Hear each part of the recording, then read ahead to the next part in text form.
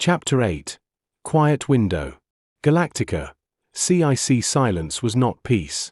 It was just the absence of new information. Gator kept the drift plots on a side display where they wouldn't distract the watch, but he checked them anyway. The tail on the curve had flattened, then stalled, as if the universe had decided to stop cooperating halfway back to normal.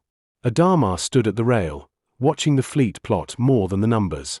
Ty leaned in. "They're going quiet." "Yes," Adama said. Ty's expression stayed hard. "That makes them cautious. Or it means they're planning something." Adama didn't look away. "Both can be true." Gator cleared his throat. "Sir." The residual offset is still present. It's lower than the last contact, but it's not returning to baseline. Tyrell's voice came over the channel from the Moon team. "Same on our side. It's like the space around the structure never fully relaxes." Ty muttered, "It's a trap that doesn't need bait." Adama glanced at Gator. "Any sign of pursuit?" "None," Gator said. "Dradis is clean." Adama nodded once. "Maintain standoff. No ship goes near the site unless the Raptor calls it necessary." "Aye, sir," Gator said. Ty watched the plot. If the Cylons find it, it becomes a fight. Adama's face didn't change. "Then we decide where we fight. Not them." Galactica. Corridor outside the ready room. Roslin met Halo in the passageway between duties. Not formally. Not as president speaking to captain. Just two people who hadn't slept enough. "They're going quiet," Roslin said. Halo nodded. "Yes, They asked for time. We agreed." Roslin's gaze held. "And if we're forced?" "Then we use the emergency phrase," Halo said. "Black sky. Broken schedule." Then the normal phrase right after. Roslin exhaled once. "It feels strange. To have rules with someone we can't see." Halo hesitated. "We saw them. Not directly, but their discipline. Their caution. That matters." Roslin didn't argue. "It does." She paused, then asked the practical question. "Are we recording everything at the site?" Halo nodded. "Video. Audio. Instrument logs. Tyrell has teams rotating through. We're treating it like a hazard and a lifeline at the same time." Roslin's voice stayed even. "Good. If this turns into a political weapon, we'll need proof we didn't stumble into it blindly." Halo didn't smile. "Yes, He stepped aside to let her pass, then returned to the work that didn't wait for feelings. Dead Moon. Chamber. Tyrell stood with a handheld meter near the ring, watching the numbers drift in ways his instincts didn't like. There was no active link. No field. No hum. And still, the meter didn't sit still.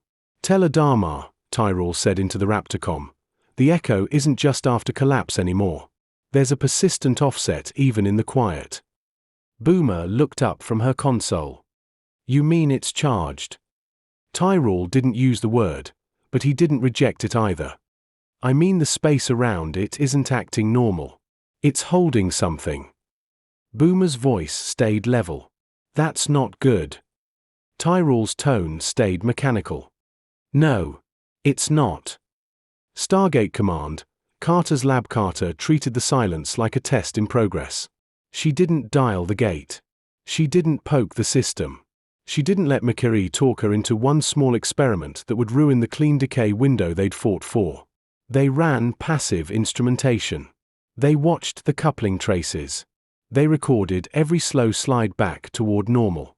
Mac K hovered near the console like a predator denied dinner. "It's not returning."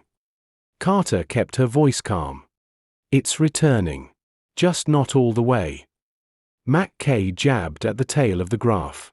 "That is the definition of not all the way." Daniel stood behind them, arms folded. "If it's an imprint, it might not fully clear without a counter-event." Carter nodded once. "Or it clears on a timescale we haven't measured yet." Mac K looked at her. "And how much time do you think we have?"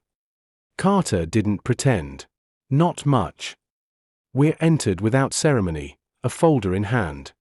We're staging the expedition team. Carter didn't look up. I know. Weir's tone stayed practical. Are we safe to proceed? McKay opened his mouth first. Carter didn't let him fill the room. We don't know, Carter said. But we know delaying has consequences too. We can reduce risk. We can take a final baseline measurement right before the dial. We can keep the event as clean as possible. Weir nodded once. What do you need? Carter answered immediately. No additional inbound contacts. No additional experiments. If the Colonials call with the emergency phrase, we take it. Otherwise, we stay dark until the dial. Weir's jaw tightened. Understood. McKay finally got his words out. If there's cross-coupling, the ZPM event could do anything from nothing to opening a second path. Daniel's voice stayed calm. Or it could reveal what the structure actually is. McKay shot him a look. That's not comforting. O'Neill stepped into the lab doorway, coffee in hand, expression flat. We do it anyway. Carter turned to him. Sir. O'Neill's voice stayed level. Same containment posture. Same rules. We run the dial as planned. And we don't let a new mystery paralyze us. Carter nodded once. Yes, sir. Stargate Command. Gate room. The gate stood quiet, inert, waiting. Walter kept his hands near the console out of habit. Seiler stayed at his station. Teal'c waited with the calm patience of someone who had survived gods and machines and still took procedure seriously. Weir stood with her team staged beyond the threshold of the room. Shepard was there, eyes scanning the gate as if it might shoot first. McKay hovered near Carter, unable to help himself. Ford checked his weapon and checked it again. Beckett looked like he'd rather be anywhere else and had decided to do his job anyway. Carter watched the baseline trace one last time. It was lower. Not gone. But low enough that she could draw a line through it and call it measured. O'Neill stepped up beside her. Any last surprises? Carter's voice stayed careful. Only the ones we haven't earned yet. Walter looked up. On your mark. Weir met O'Neill's eyes. We go now. O'Neill nodded once. Do it. Carter's hand hovered over the control. Somewhere far away, on a dead moon around an unfamiliar ring, a different set of instruments watched a different tale refuse to die. And both sides, without knowing it, were approaching the same edge from opposite directions.